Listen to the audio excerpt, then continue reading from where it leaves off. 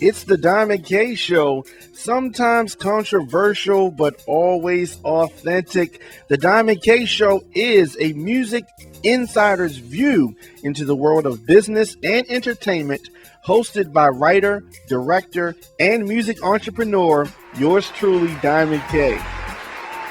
Hola, people. Hola. Thank you for tuning in. Thank you for logging on. And thank you for listening to the Diamond K Show. Spread the word, y'all. I post new content daily at ustreamradio.com. Today's show is sponsored by YouAreNotTheFatherBook.com. Read the struggles I faced before and after finding out the 7-year-old boy I was raising was not my own. Digital, paperback, and audio versions are available right now at YouAreNotTheFatherBook.com.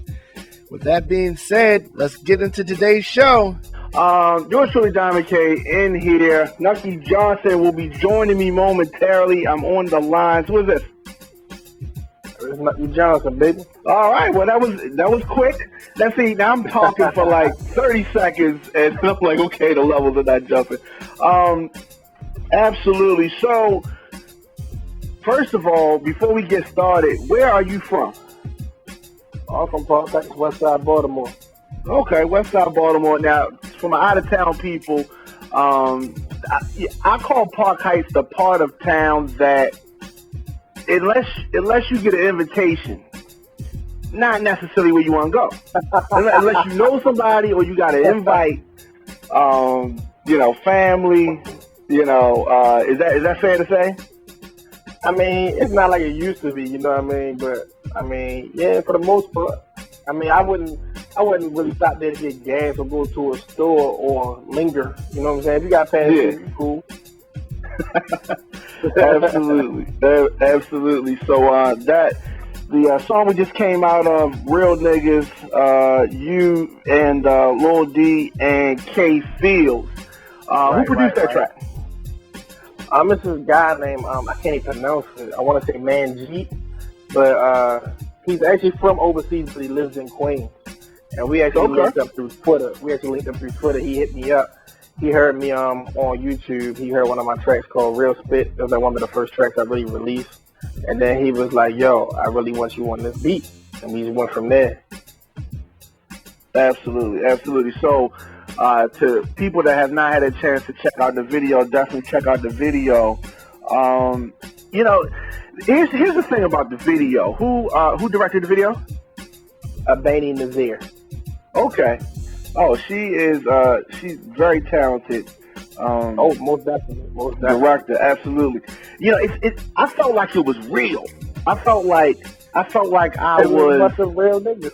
yeah, absolutely. I felt like I was, and I checked it out. I was in Atlanta, and I was around some real, I would say some street people, and they were really feeling it. And where did the whole concept and all that come from for the Real Niggas video?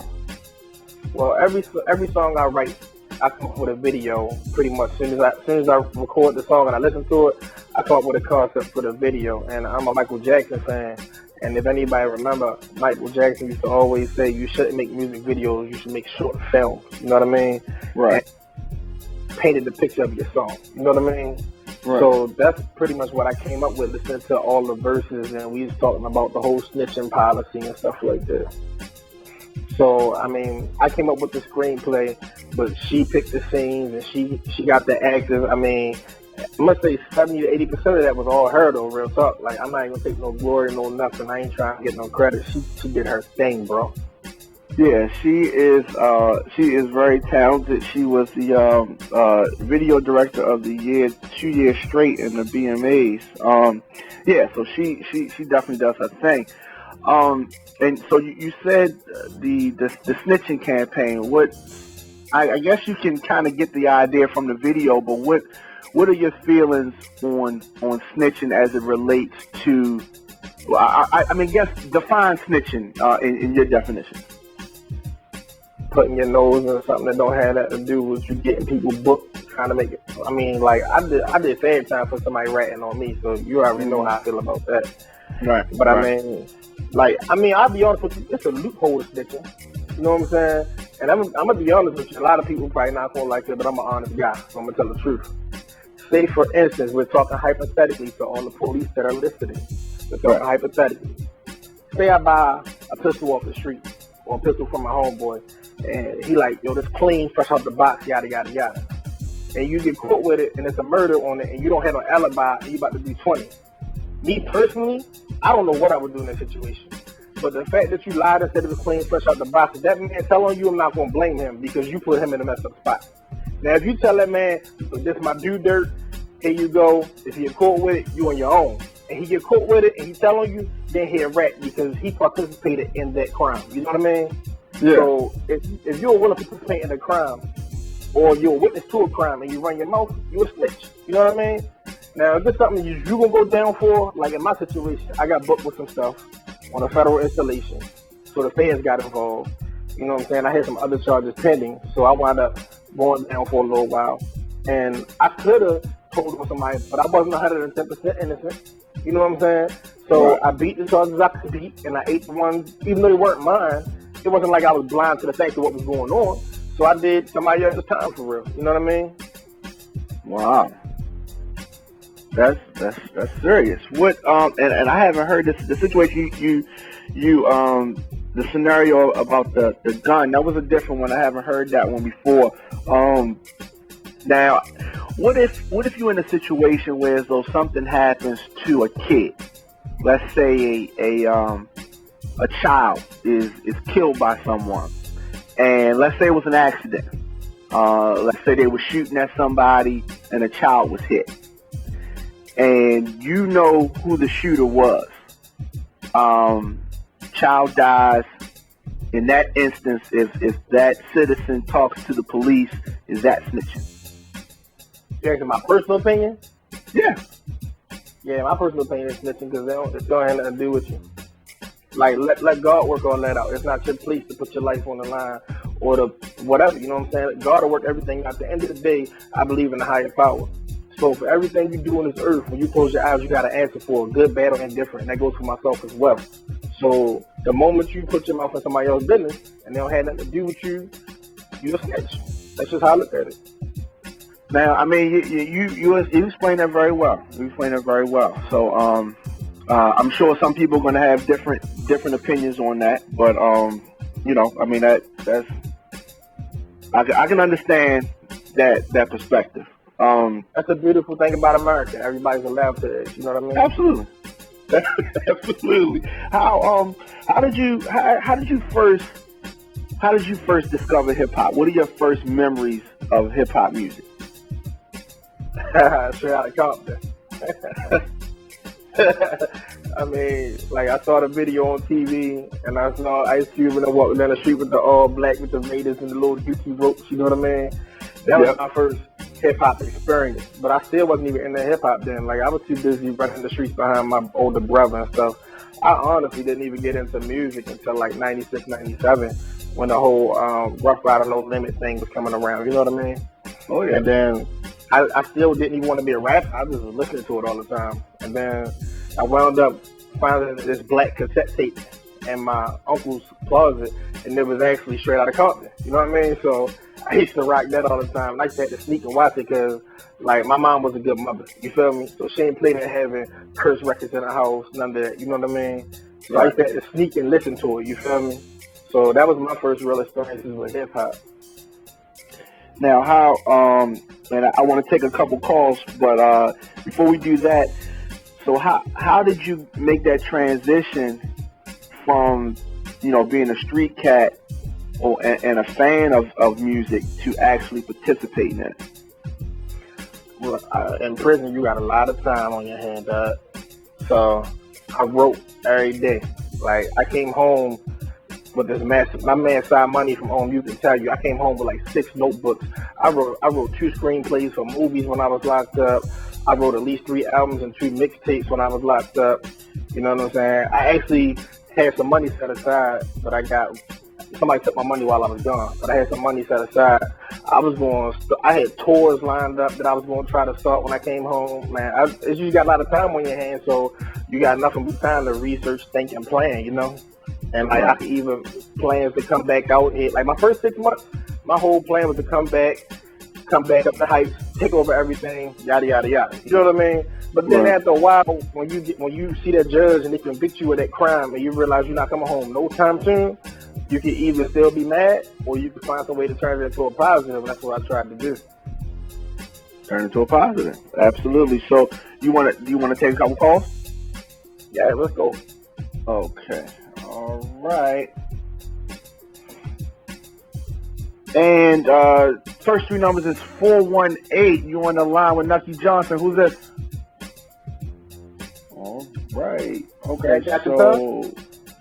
Cat West got this talk now. All right. So let's hang on with that.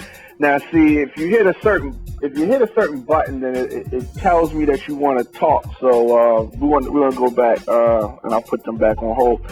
Tell me this: coming from Baltimore, not necessarily the hip hop capital of the world, how difficult or not difficult has it been for you being a rapper here in Baltimore? I mean, I don't say it's real difficult for me personally because I'm a hustler. Like, I never consider myself like a drug dealer, nothing like that. I was just a hustler, and any hustle. Like, I flip bikes, flip cars. Now I'm flipping bars. You know what I mean? Like, anything you put me into, I'm gonna take what I learned out there in these streets and I'm gonna apply it to it. You know what I'm saying? I'm gonna find a way to hustle my way or fast talk my way into something. Like, I'm great at interviewing. I got good people skills, and I'm good at talking to people. Like, I done ran into celebrities and talked to them like I knew them for years. You know what I'm saying? Like, so it's just all about your swagger and your confidence. Because my thing is, if you're a real street dude, then nothing in this industry, A-list, B-list, or local, should intimidate you at all. You know what I'm saying? Now, on that note, I will say the only thing that really intimidated me about this business was two things. One, I got a pass, so I didn't really want my face out there in the beginning. You know what I'm saying? But like, once me and my man sat down and we talked, he was like, yo, either you go all in or you just drop it now. You know what I mean? So I had to get over that. And then my second thing was, I was doing out of town shows before I ever had a local show. So out of town shows for some reason was real easy. But my first 3 local shows, I was nervous, the whole nine. But like, that's all I did now. But that was my only 2 hiccups for real. So let's just to expand on what you said, from my experience as well, out of town is just easier, probably because you feel like you don't know these people and you can just let it all hang out. But at home, it's just different.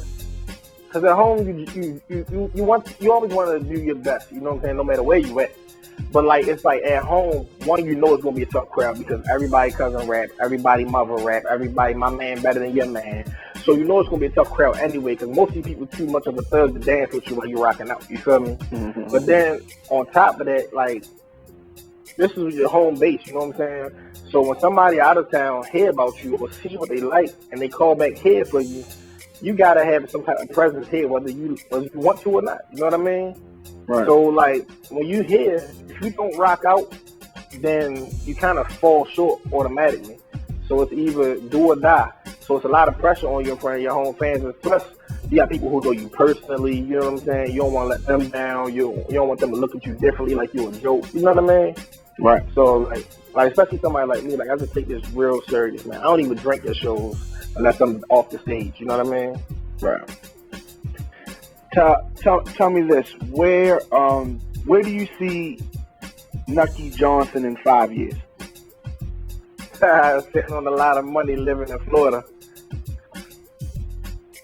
Like, my whole game plan, like the way me and Bridget have everything set up right now, we just using like our connections right now and using those to build more connections. Like, we went to Atlanta, we made a lot of good connects there.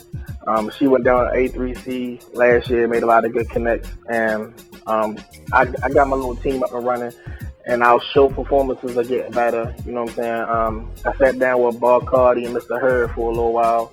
We came up with some things. Like my last show, we had the strobe lights, the fog machines, and then I sat down with Bridget after that, and we got some more things we're going to add to the show coming up next. So it's a growing process, you know what I mean? And we got some things on the table that I can't talk about right now because they're not in stone. but like I'm doing a lot of things faster than the average artist at my stage. Like I'm doing a lot of this stuff and I don't even have a mixtape out yet. You know what I mean? And like I forget that at times and I get hard on myself. But everybody around me just like yo, remember, yo, you don't even have a project out and you're doing all of this good stuff. You know what I mean? Right. So I see myself being successful in the next 5 years, honestly. Like, I ain't talking about deal wise because I want to stay independent, but I see myself making a real fall in the next 5 years. Right. I mean, and you know, you got drive and you got momentum, and you definitely got the talent. So, and that those things come together, you know, equal success.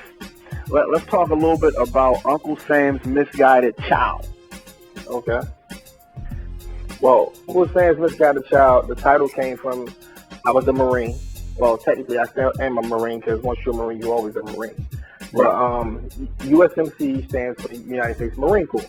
Well, in the military, we have jokes and acronyms to describe how we feel shitted on by Uncle Sam because that branch is considered the redhead stepchild of all the branches. You know what I mean? I didn't know that. So, yeah, because like, man, dude, our budget is the lowest. We get all of their hand-me-downs. You know what I'm saying? So, I mean, we still find a way to kill you with it, though. You know what I mean? So, I'm just letting you know. But like we had one. It's called. Can you cuss on this station? Yep. All right. It's called. You signed the motherfucking contract. That was USMC. You know what I'm saying? They got one to say Marines. This is muscle dog required, intelligence non-essential. And then they have the Uncle Sam's Misguided Children. You know what I'm saying? And let's not forget unconstitutional slavery made constitutional. You know what I mean? So we got a bunch of things that we say, but my unit always said the Uncle Sam's Misguided Children. You know what I'm saying? So as a tribute to people in my unit and people who didn't make it back home from deployments and stuff like that, I figured I would run with that. You know what I mean? Absolutely. When can we expect that? I'm not at liberty to say because Bridget is listening. But when the weather break and the bikes come out, it'll be here. So 2014. Most definitely. Okay. And sooner than you think. Okay.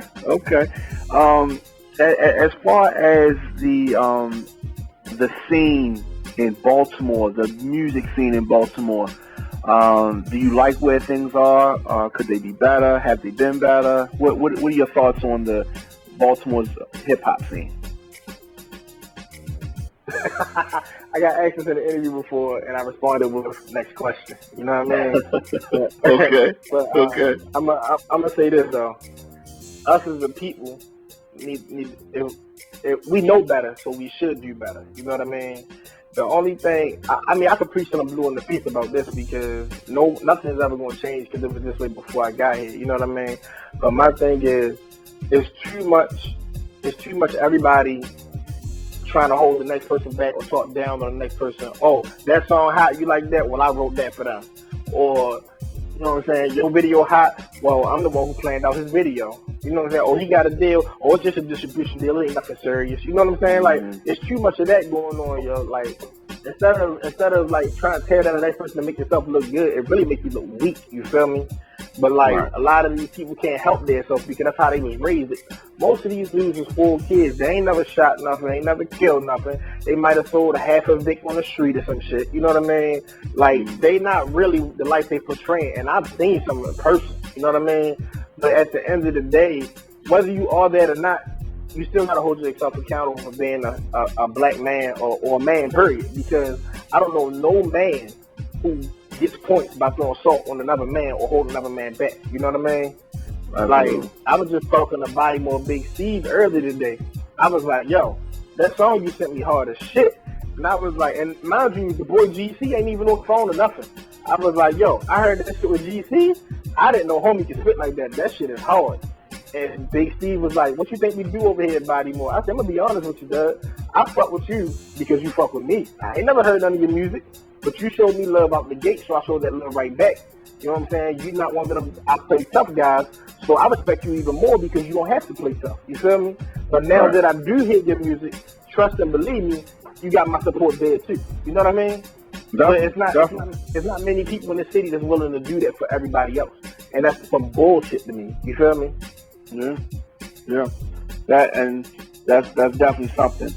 But and I tell people this all the time. I done been in this in this music grind for a long time, 20 years, and the hip hop scene, it definitely has its flaws, but the quality of the music has gotten better, and so I think things are on the right track.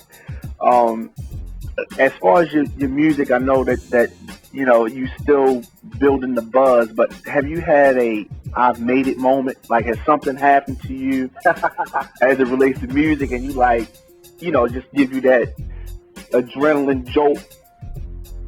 Yeah, I had one big one in October. I did this show in Atlanta for T Miles' birthday party. He's head A&R for No Limit Forever. Mm-hmm. So we went down there. We stayed down there for the weekend. I took one of my it was me, Bridget, a young lady named Brittany. She's an author. Shout out to Brittany and her book. I can't remember the name of it, so forgive me. And my homegirl Parlay P, she one of them true fellas I run with. You know what I'm saying? Shout out to Parlay P. We went down there to Atlanta, and like we was like one of the last people to go on the stage. But when we went on, like the dance floor was almost empty. You know what I'm saying? Everybody was sitting down, drinking, chilling. I went on stage, and I just started going. And like it was like the first song caught people's attention, so now they looking at me.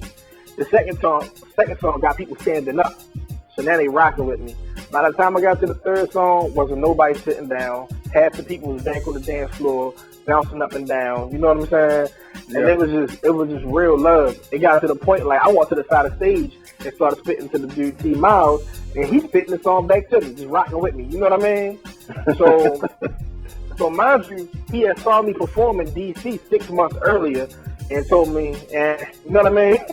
Yep. And then here it is, 6 months later, I feel like a whole different artist. I'm down here going in, I'm sweating, losing weight on the stage. You know, I'm a big boy, so I'm out there just sweating. So when I come out the stage, he walks past his security and put his arm around me like, yo, you just killed that shit, boy. And I was like, oh, I did. He said, boy, stop playing, take my cell phone number. So to this day, I talk to this man. You know what I'm saying? I got a cell phone number in my phone. You feel me? So and then like, I had people there. Like this one girl from South Carolina, she was an artist too. She came up to me. She said, "I didn't know you were signed with No Limit. Can you sign this for me?" You know what I mean? Mm-hmm. And then I had like 4 or 5 people asking me to sign things, autographs and stuff, because I had promotional CDs that I was handing out. You know what I'm saying? So they was asking me to sign the CD. People was asking me to sign that. It was crazy. It was like, it wasn't a lot of autographs, but it felt like a lot that night. You feel me? Absolutely. Absolutely. So, but like, it was a good feeling, man. And then, like, after that night, like, we all went back to the room, we chilling. And Parlay just looked at me and was just like, yo, if you don't get signed, yo, I don't know what the fuck is wrong with the game, yo. You better make it. And like, that night, yo, from that night forward, I've been in, like, I was already in overdrive. I don't even know what you call this now. It's just grind time, man. Absolutely. What's the best advice that you've ever gotten? Be patient, stay humble. Just that word. Simple. Just that simple. Because like this game get frustrating, you know what I mean? And you record a hot song and you want to drop it, you know what I mean? Like real niggas, I recorded that shit a year ago. I just dropped it. We shot the video last February. It just came out. You know what I mean? Mm-hmm. So like, it sucks keeping something so, not to my own home, but something so good that you feel like is one of your best things to date on top for so long that by the time you release it, it ain't even your best no more. You know what I mean? Right. And I'm like, Bridget, when we gonna drop the song, man? Come on, da-da-da-da. She was like, what's another 3 weeks, Nucky? What does it matter? I'm like, yo, you said that 6 months ago. She said, okay, so what's another 3 weeks? She's like, if you waited 6 months, you can wait 3 weeks. All right, 3 weeks later, I'm like, come on, yo, let's drop the song. She's like, what's another 3 weeks, Nucky? I said, hey, you said that 3 weeks ago. but like, you know what I'm saying? At the end of the day, like, I respect her and I listen to her for that reason. Like, she knows the game way better than me.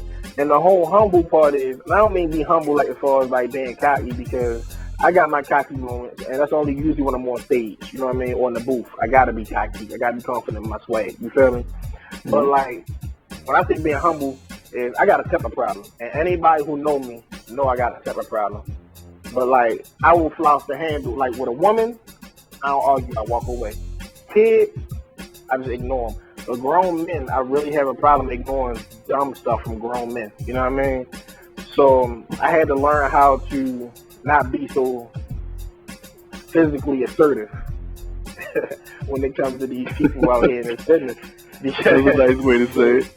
Right. Because even now as we speak, I got somebody playing with my money. But I told Bridget, I like, look, you handle that. I feel how I feel about it. You know what I mean?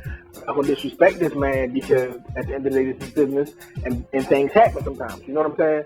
But the nigga in me like, yo, that's fucking money. Yo, you can kick out my fucking bread or I'm coming to holler at you. But I can't carry it like that because I don't believe the pen is mightier than the sword. But it's going to feel real fucked up when you're in the crowd at every big show because one nobody want to book you because you're smacking promoters. Right. So you just got to be humble and be patient. Absolutely. I mean, yeah, you definitely don't want to do that. But so 2014, the mixtape is coming sometime this year. It's coming sooner than you think, man. I'm telling you, it's going to hurt when it drops. It's going to be real heavy. That's what I'm looking forward to it. Got a lot of good features, good production. My man Rude Rice did his thing on like 4 of the tracks on that. You know what I'm saying? So like, I'm telling you, man, it's gonna be bananas. Like it's gonna be something. It's gonna be something like I'm gonna have my stuff on my ratchet dudes. That's gonna be wild out. I call it dumb talk. And I'm gonna have the things for the ladies. And I'm gonna have something that's gonna make you feel me and look into my life. Like I got some stories on there, and all my stories are 110% true. You know what I mean? Like I don't fit no story in no song that's not real. That's important to a lot of people. Is that mandatory? Do you feel as though it's not mandatory because it's entertainment at the end of the day, and I respect the entertainment factor in hip hop. You know what I mean? Like on one of my stories, I'm actually telling a story. The story itself is true, but it's not my story. You know what I mean? Right. And I'm gonna tell y'all now. The song is called "Rather Be With You." That's a story. It's a combination story of me. The first 3 verses are my story. The third verse is a story of a friend of mine who was no longer with us because he was betrayed by a friend, someone he called a friend. You feel me? So it's kind of a mixture, but at the same time, it's all legit. You know what I mean? Right. But like all the other stories during my time, that's all me. Young and Restless, that's all me. I don't even like listening to Young and Restless. Like I just had a hard body interview, and when they played it, I had to walk outside because I don't like to hear that song. You know what I mean? So it takes you to another place? Yeah, I mean, those memories never gone, but it just hurt to listen to it sometimes. Like I performed it once at a Billy Live show and I almost broke down on the stage, and I realized that I'm just not built to perform that song. You know what I mean? Mm-hmm. Well, I'm definitely looking forward to hearing the project, and I definitely appreciate you taking time to talk with me and brother. My listeners. Definitely, how can people get in touch with you? How can they follow you via social media? You can hit me on Twitter at bnuck668. That's BNUCK668. Or you can hit me on Instagram. I'm always on Instagram at something ratchet too. But you can hit me up on Instagram at Nucky Johnson 21215. No space, no dash, no nothing. It's just straight Nucky Johnson 21215. And go click the thumbs up on the Facebook like page because I'm a nice guy. It's called Baltimore's own Nucky Johnson. Absolutely. Anything you want to say before we get out of here?